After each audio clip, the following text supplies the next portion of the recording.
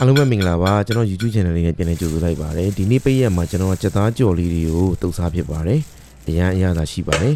စက်သားကိုအရင်ဆုံးစားအရသာမှုတ်စနွေးနဲ့ဂျင်းကျသွန်ပြူတို့အရင်ညှစ်ပြီးတော့နှံ့အောင်နေရလိုက်ပါမယ်ပြီးရင်စီပူမှာစက်သားလေးတို့အခုလိုမျိုးကျွတ်ရွာတဲ့အထိကြော်လိုက်ပါမယ်ခင်ဗျာ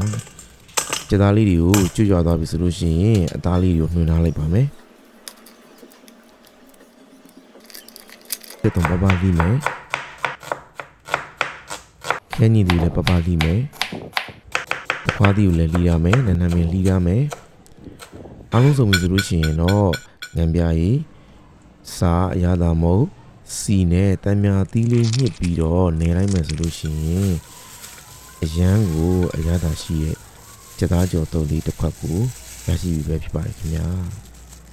ဆုံးနေကြည့်ရှုပေးရတဲ့အတွက်အားလုံးကျေးဇူးတင်ပါတယ်အိမ်မှာလှူစားကြည့်ပါအရန်ရတာရှိပါတယ်စားကြပါဦးခင်ဗျာနောက်ဗီဒီယိုမှာပြန်လည်တွေ့ပါအောင်မယ်အားလုံးနှုတ်ဆက်ပါတယ်တတား